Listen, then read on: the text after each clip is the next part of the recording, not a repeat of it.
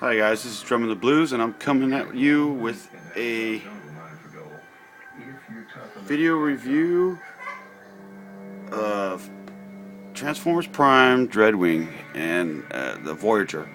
And he is awesome, dude. I really love this figure. A lot of guys don't, but I think he's cool. He's got a lot of nice paint apps, gold.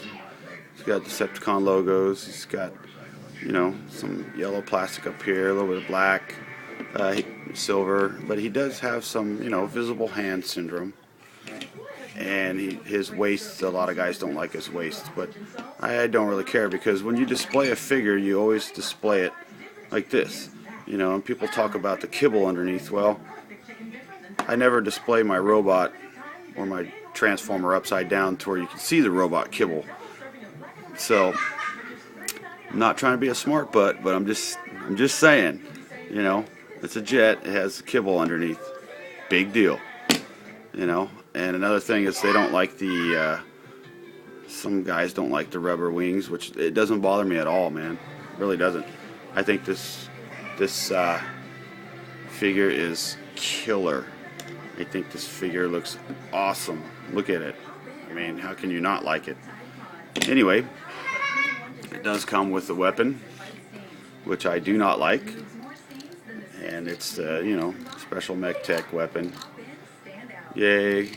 Has a little light on there, and you can plug it up here, which looks dumb.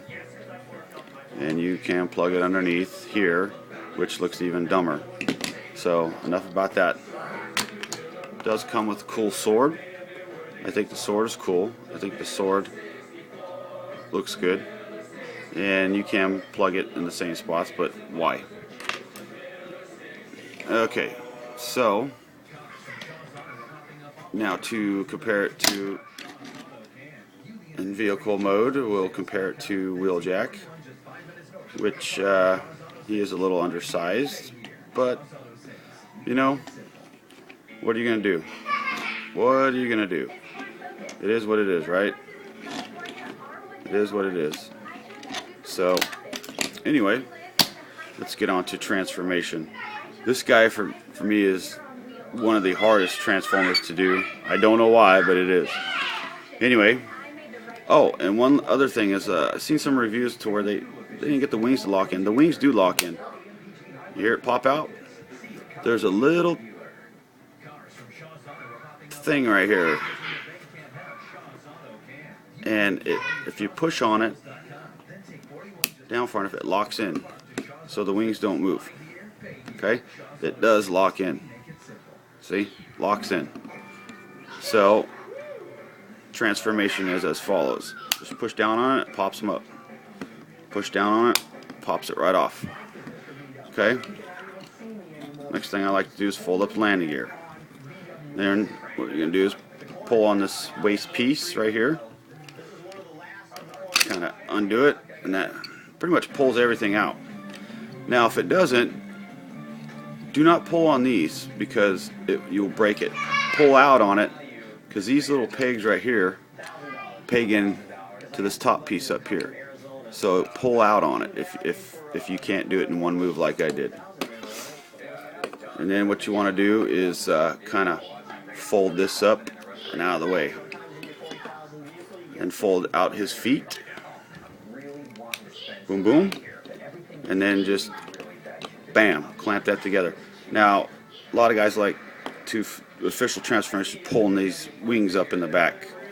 However, I do not like to do that. I like to leave them down, because it does offer a little bit more stability in its own little weird way. So that being said, the next thing you want to do is come over here, and there's got these shoulder pieces right here, and they're pegged in right there. So just grab it, and they're really on there tight. Just pull on it, and they're really on there tight. And then come back here and kind of pull out. See how it folds in there? Pull out on it like that. Come back here, grab it with your fingernail, and just pull out. Okay? Then what you want to do is come up here, grab this piece, and this is another tight piece. There you go, and then just fold it out. Okay. And once you get it folded out, then you push it up on his chest pieces. They're on little sliders. Okay. Once you get that done, come back here, pull up on the head, pull his head back and get it way out of the way, way out of the way. Kind of adjust his shoulder pieces out straight. This thing's really hard to transform, for me anyway. Okay, come back here, push on that yellow piece where you can peg the weapon into, and pull it down like that. Pull down his nose cone. Then there's a hole way back here. Okay, get his arms out of the way first. I'm sorry. Just pull his arms out of the way. That hole right here. Right there. Right there. Where my thumb's going into. Aim this yellow piece right in there. Okay? So once you push that in there, then you can clamp his chest piece in. Okay? That gets clipped in there like that. Okay, now let me lift this up a little bit. I'm going to go up a little bit more. Okay, sorry about this, guys, but I have an iPhone. Okay, now what you want to do is pull his arms up, spin him around, push it up, then twist his forearm around to where these little spikes are on the outside, and fold his hand like that. Okay, same thing over here. Push up on his arm, spin it around, push it up, twist it to where the spike pieces are on the outside, and twist his hand around just like that. Okay, grab his head, pull it forward, and it snaps right in. Okay, you want to come around here to the back. The easiest way I find to do this is a lot of guys try to finesse it past these wings. Well, just lift up on it, okay, and lift it up that way.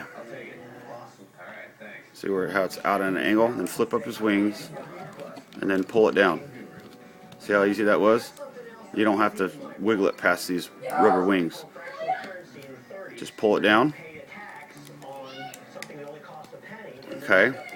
And then flip up this little backpack piece, and it clicks right in. And then just compress everything all together. And it's all together there. See? Just flip around and then just give it some final adjustments. You know, shoulder pads all in place, get the feet all looking good, push everything back together, and what we got here is a fully transformed Dreadwing. Okay, so, and he looks killer, man. He's got, you know, yellow in his forearms, yellow in his chest, all in his forearms. Instead of having a solid yellow piece, it's really cool looking. It's kind of integrated in there to where it looks nice. You know, you spin him around, he looks good. All the way around, he looks good. He's kind of fall down sometimes, but that's okay. That's a minor complaint that I have, is those are kind of loose. You know, everything looks really nice. And the thing about here on the back is, accurate to the show, you can peg in his sword. Right here. Pretty cool, huh? Okay. And you can peg it in on his forearm, but you know, they never do that in the show, so put it in his hand, make it look right. He comes with this little sword. I'm not going to do his weapon because I think it looks dumb. So, for some size comparison, we're going to bring in the guy he got in a fight with last week, Mr. Bulkhead. And they both look good together, man. I really think they look great. Look at that. Pretty awesome, huh? A little size comparison. I can do a little battle scene. Oh no, just kidding. Anyway, I think they look good together, man. And I think this figure is awesome. I really do. A lot of, yeah, you know, they say he's got a good robot mode, but a bad vehicle mode. I disagree. I think he looks good in both modes. I really do. So anyway, let's check out his head. Look at his head, man. It's kind of blurry, but even though it's made out of plastic, rubber plastic, it looks good, man. Look at this guy. How awesome is that? That's awesome. Anyway, this is my review of Transformers Prime Dreadwing. I think he's awesome, man. Do I recommend him? Hell yeah, I think he's great. I think you should go out and look for him and get him, man. Awesome, awesome figure. Anyway, this is Drumming the Blues. Out.